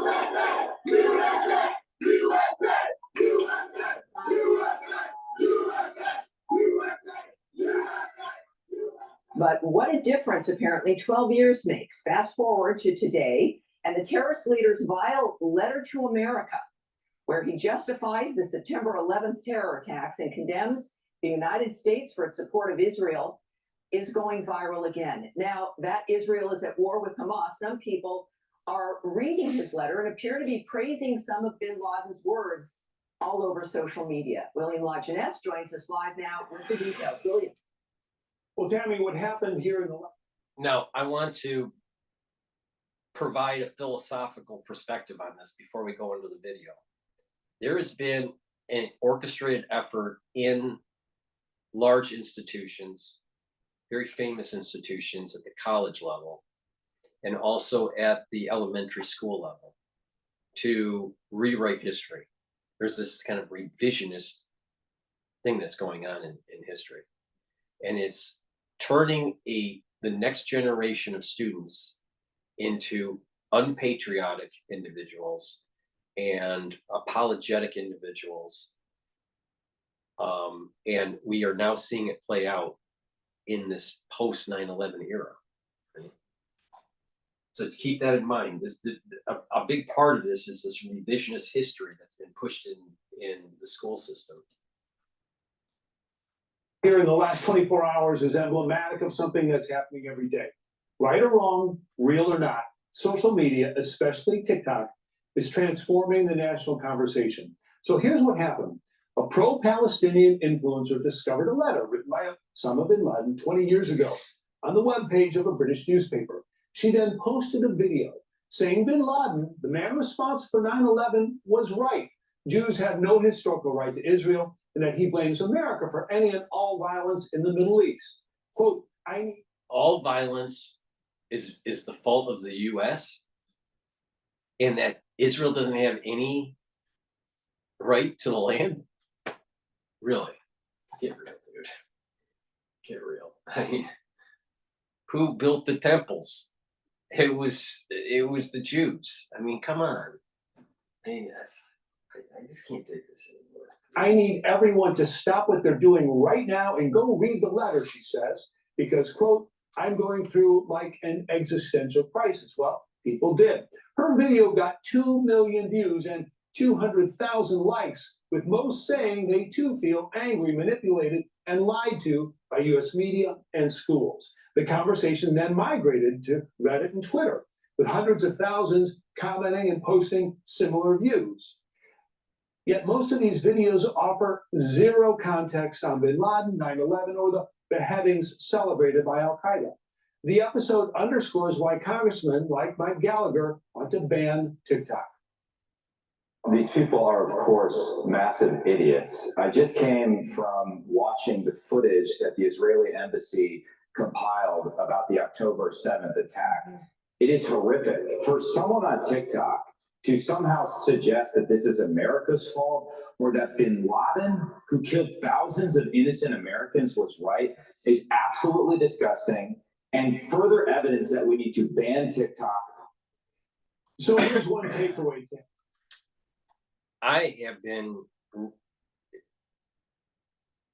I've had a strong perspective on this, all right? The United States has been doing nefarious things, especially in the Middle East, for a long time. It goes all the way back to the 50s, all right? And has caused strife in the region because of our oil interests and geopolitical gamesmanship with Russia, all right? Part of this is a Cold War issue. Part of this was an oil interest issue. And the US is complicit in causing strife, especially in Iran. And we have a tendency to do things that we think in the short term will benefit us, but in the long term, it comes to haunt us. And so this is the curse that's coming to America. So we are complicit with the problem. did bin Laden orchestrate an effort to kill around 3,000 people on 9/11? Yes. Did the American government let it happen? Probably. There's elements of an inside job to convince the American public to do this never-ending war in the Middle East that didn't work out too well. All right. So there is a complicitness to it. But when you're young and impressionable, you miss the nuance of what's going on here. Yes, there is complicitness by the US government, but the terrorists were also gaining momentum and getting capability because they want to annihilate Israel and the Jewish people in the region. So there's this, again, the battle, of the Jews and the Muslims, between, Jacob and Esau, right? Or, Isaac and Ishmael. So there's this battle that's been going on for millennia, right?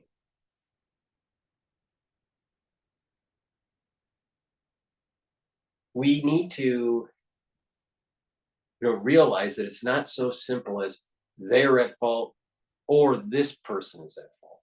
There's a mosaic of fault. And that's why the curse that's coming is a mosaic curse. It's going to affect everybody. No one is lily white at this.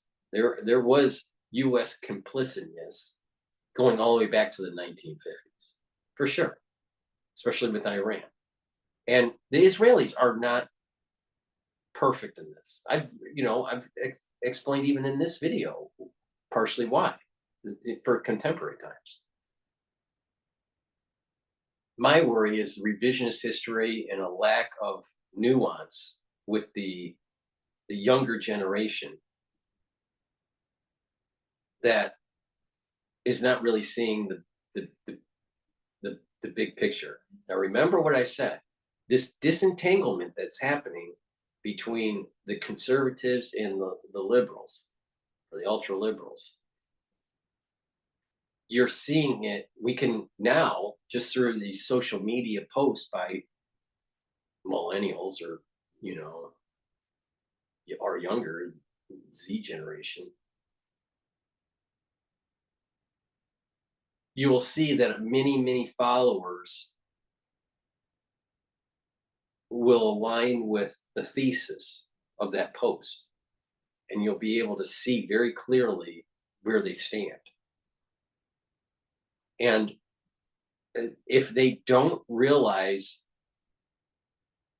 their wrongdoing, there's going through the flux that I've been telling you about in the month of Kislev, they're going to feel a negative force on them, and bad things are going to happen, to the point where they are going to cry out for the pain to stop, for all the hardship that they're going through. But for that to happen, there needs to be a separation. You have to separate the peoples, because they're, before the event, October 7th event, they were too mixed together. Now you get them to separate out, and then it's charged, a charged system, and the source of energy can be very, very directed to a group. So, that's a Kabbalistic way of looking at this, but I am concerned about revisionist history and and this movement of being apologetic. Wait, Tammy, Americans watch 3 billion hours of TikTok every month. Only a third get their news there. And the fear is this is how you're educating an entire generation. No fact checking on TikTok, and 30-second video does not make for history. It doesn't. Thank you, William. Dagan, I think, they are morons, but that's not the fault of TikTok. That's the fault of this is a generation since September 11th. 20-somethings are responding to this. And it's because of the lack of education that, you know, at least they know their pronouns, right? But they don't know about this. Doesn't this show us, though, the kind of the void, the intellectual void, the emotional void, the morality void? If one TikTok video can sweep some young people into thinking, yeah, that's right. Pew Research just found out that almost 1/3 of young Americans, 32% of Americans ages 18 to 29 get at least some news from TikTok. But what an incredible advertisement for Gen Z. Hey, we're not just egomaniacal and unmotivated and irretrievably stupid layabouts. We're also immoral and heartless and pretty evil. Good luck getting a job, you morons. Yeah, this is the key. Jeremy, would you agree that this is really, though, beyond TikTok, that this is about the generation itself? No, I mean, I think it's part and parcel of what's going on is you have Chinese Communist Party that owns TikTok that is using this to brainwash our children, no doubt. They're using their algorithms to make sure pro-Hamas videos are trending, to make sure this pro-Osama bin Laden is trending. I think they're mocking us. I think they're saying we can. I think he's making a good point that there's probably some infiltration, some programming, forceful programming from the CCP, you know, into, you know, the ether of knowledge in the United States. But there's a revisionist history that's been taking place with these ultra liberals. All right. You know, and this is the show, The New Yorker, right? I'll tell you, 9/11 happened when I was in South Korea I was working on an automotive project. And, you know, so I saw it as almost like an out-of-body experience. You know, you're looking outside in another country, you're looking into the United States when that event happened. And you didn't know, at that time, no one knew what the hell was going on, right? And I remember when I flew back, international flights were coming back into Detroit, and that was on the 16th September. And I remember the country I left was not the country I flew back into. And you had all these flags, you know, flying around, a lot of trucks, and, you know, there was a Yahooism that was taking place. And for literally 2 months, I watched, through all my spare time, I watched hundreds of hours of CNN. And I had like 9/11 fatigue. It's hard to describe it, but I had 9/11 fatigue. I watched so much of it, right? Maybe that was a coping mechanism for being outside of the country and, you know, and not being in the country when this happened. But, you know, when I did get back, there was this slow pull from that event to move to New York. There was a big reason why, right? And I was like, okay, I'm an automotive engineer. You know, how do I reinvent myself to, you know, to move to New York? And, you know, eventually got into finance, you know, got my MBA, got into finance, and, you know, moved to New York. And that was the big pull, right? It was that 9/11 to be part of a renaissance, post 9/11 renaissance. And, you know, I lived in, you know, in Manhattan, and, you know, saw the rebuilding of it, right? And walked the grounds, you know, almost daily, you know, of Ground Zero. So I have an intimate understanding of the rebuilding of it, right? I don't have an intimate understanding of what it was like pre 9/11, and I don't have an intimate understanding, you know, what New Yorkers went through on the day of 9/11, because I was a post 9/11 New Yorker, right? But there's for sure evidence to suggest that there were nefarious things that were going on in the government. But there was also this upsurge of terrorism in the world, pre 9/11, way before 9/11. But there were things that were put in motion that allowed it to happen, I think. I think a lot of other people think the same way. But that doesn't mean that terrorism isn't bad. That means that terrorism is bad. It just so happens that our government was complicit. And that you have to root out both. You have to root out the terrorists and you have to root out the deep state. This is what I keep on saying. The national security state is the ones at fault for allowing 9/11 to happen. But the ones that did 9/11, the ones that executed 9/11 are terrorists and they need to die too.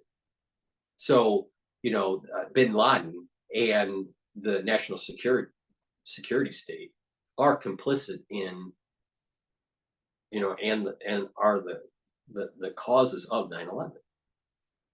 But that is a more sophisticated argument, a more sophisticated thesis on 9/11 than this TikTok person. So, here's, we need to keep that in mind, that there's more of a sophistication here.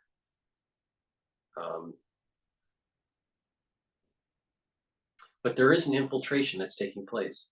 We're moving towards a World War III environment where one of the theaters are going to probably be the Pacific. So the Chinese are our friends, right? So that's my take on it.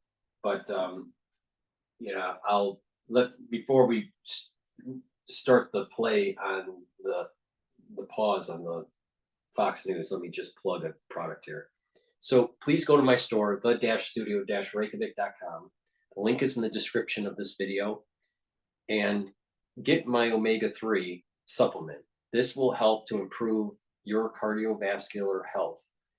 What it does is it's going to improve the lipid profile of your blood serum. If you have a poor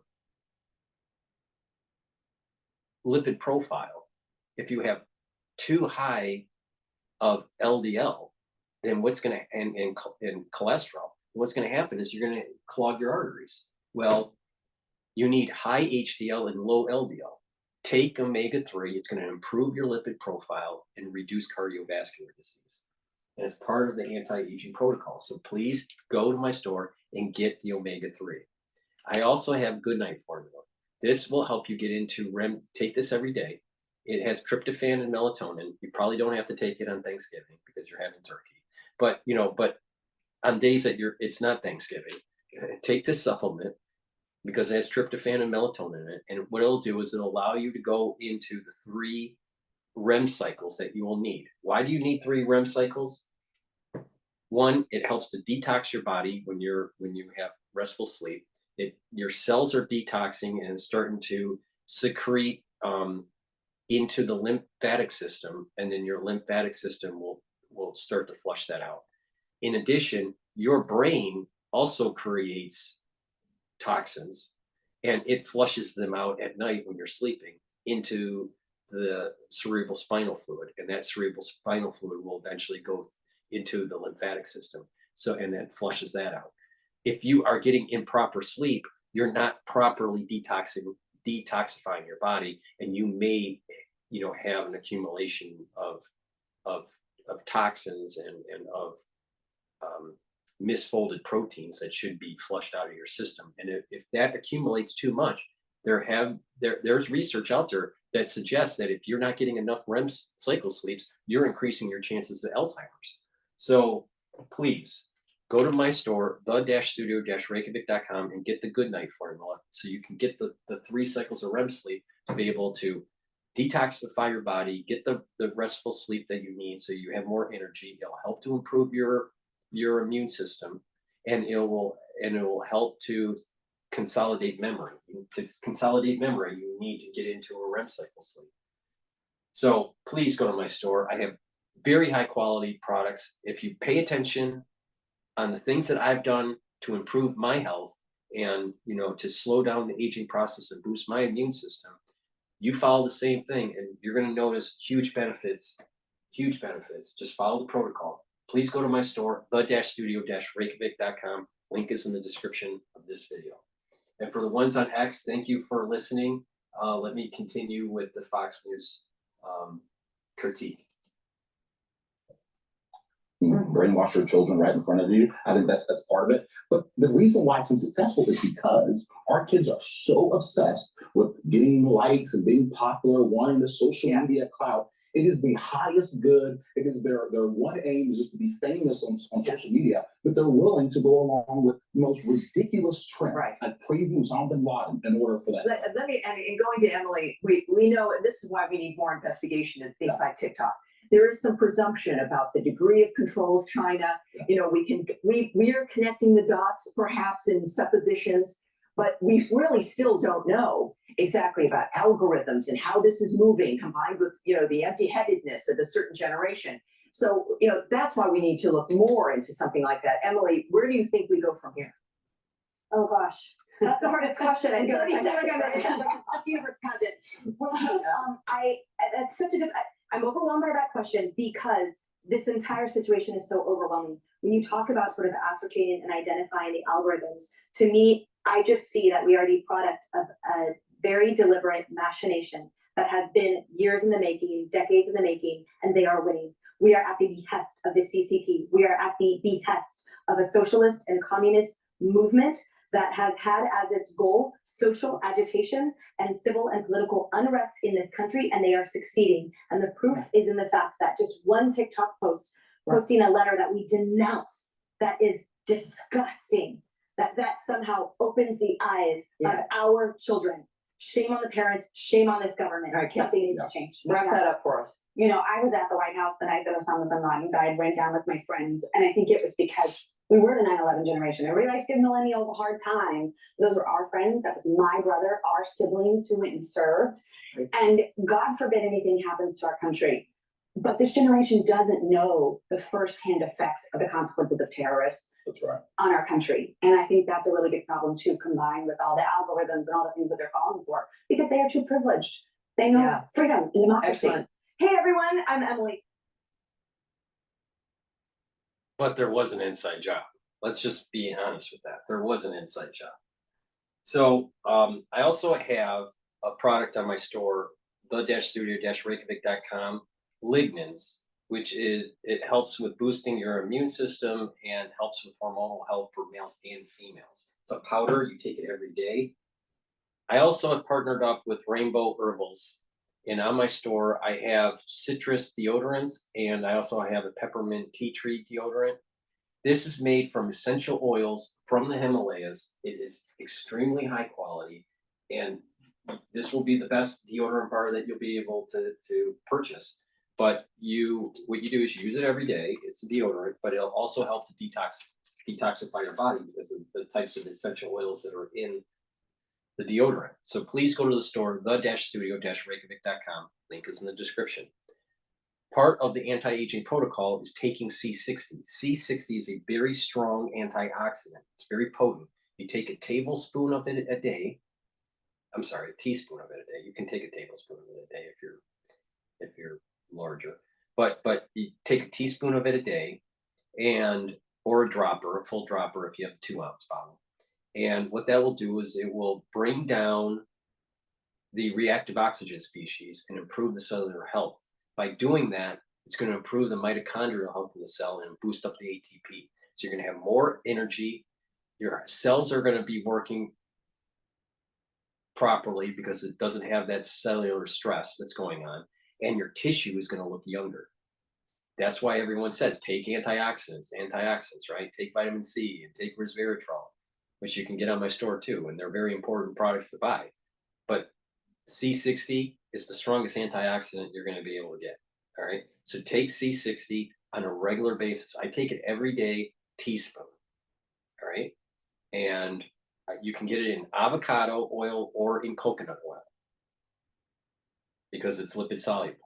And, and what you do is you just take that teaspoon, you swallow it, and do that every day. And what you're going to notice is that your energy is going to start to be going up, and you're going to be looking younger. After a year of doing that, you're going to be noticing that you actually are aging slower because of how strong this antioxidant is. In addition, if you work out all the time and you take the C60 before your workout, your recovery time is much quicker. So, just take my advice and, follow my protocol. I also have another type of silver gel that's in a dispenser that you can get on my store. And this is a 35 ppm. This is really good to put it in your bag and, especially during cold season and you're, roaming around the city or whatever. But you put it on your hands, around your mouth, around your nose, lightly coat your nostrils, around your ears, the same way as the other silver gel, structural nano silver product that I have. And it'll neutralize pathogens way better than Perel. Perel, you can't put by your mouth or around your nose or inside your nose. Perel's toxic. So, but silver gel is not, all right? Structural nano silver gel is not. So it'll neutralize the pathogen. And not only that, you can use this as a skincare product, especially if you have a cut or you're trying to improve your skin and you just leave it on the skin overnight and then exfoliate. It's a great skincare product. So that's those are some of the many products that I have on my store. Remember what the protocol is, the pillars. The pillars there's 3 of them. Neutralize pathogens, taking structural nano silver, especially the liquid, like Health Max 35. Neutralize reactive oxygen species by taking C60 and resveratrol. And bring down the inflammatory response by taking turmeric and ashwagandha. Turmeric will bring down those pro-inflammatory cytokines, and ashwagandha will bring down your blood glucose levels because most people have too much sugar in their blood. And what happens is that's an inflammatory response. So you want to take ashwagandha to bring down that blood glucose level and get your body in a lower inflamed state. And by doing that, your body is going to start aging slower. We age quicker when we're always fighting pathogens. We're aging quicker because we don't neutralize the reactive oxygen species. And we age quicker because we're inflamed. There's a lot of inflammation in our body because of the things that we eat. I just told you the secret sauce on how to slow down aging. Now, if you put other stuff with it, like the B complex and the Good Night formula and the vitamin C and the collagen and all these other stuff, what will happen is you're boosting up the power of those 3 pillars and you're going to age slower. You can take my advice or not take my advice. It's up to you. The bottom line is the protocol works. So go to my store, the-studio-reykjavik.com, and get the health products and follow the protocol. You follow it and you're going to slow down your aging and you'll heal if you've been having, chronic problems. All right. I am older than Alex Jones. I am older than Alex Jones. Alex Jones looks a hell of a lot older than me, like 15 years older. All right. So take my advice. All right. And follow the protocol. I am not wrong on that. And please subscribe to all my channels. I have 3 channels on YouTube. I have Brighteon, Bitchute, and Rumble. Please subscribe. Please ask your social media followers and your friends to follow my work. You may not agree with me. That's okay. But I have things that are important to say. And a wider audience needs the information to improve their health and to improve what is coming around the corner in terms of the current crisis that we're in. All right. If you listen, you will benefit from it. All right. And it's going to be at the health level. It's going to be at the spiritual level and navigating it mentally, and also the economic aspect of the tumultuous times that we're going to be going through. And I don't think that there's anyone out there that's as accurate and has the ability to talk about so many pillars of activity that's going on. So please ask your friends to subscribe to my channels, especially the large channel on YouTube. It's heavily censored, because of the last crisis that we went through. And I had to do certain things to be able to inform the public. And on top of it, please go to my website or go through go to Buy Me a Coffee and donate to help support my work. My work is free for everybody. I give it free to everybody. I don't put anything behind a paywall because I believe that the information that I have to say is going to improve your health, improve your, financial savings, or to try to protect it or potentially to grow it. And there are things that are happening that are going to affect your well-being for your family. You need to hear these things, not a 30-second snippet on YouTube to go to some paywall. I mean, that most of these YouTubers do. I just don't understand that. I do understand they're trying to monetize you through a subscription model. But if they have something really important to say that may help and save your life or help to improve and save your savings for your family or whatever, don't you think that information should be given to you for free? If it's that important to help someone, shouldn't you give that information for free? That's the perspective I have. I could, there's other people that would disagree with me, but that's the perspective I have. But that's through the support of the viewership, by sharing the links, by listening to the content, asking friends to subscribe. That helps. That helps a lot. And it helps even more, and it's a double help when you go to the store and purchase the products that help for your health. And it helps support my coverage. So please go to my store, the-studio-regevic.com, and help support the channel. Thank you for listening. For the ones that are on X that have been listening throughout this broadcast, I really appreciate it. I'm sure that people will disagree with me on certain subjects and, on certain content. It's okay. It's all right to not agree with me on everything. But the key is to keep the conversation going, because there's things that I'm going to be saying in the future that is going to be extremely poignant for you to navigate through the crisis that's coming. Thank you for listening, and have a nice day.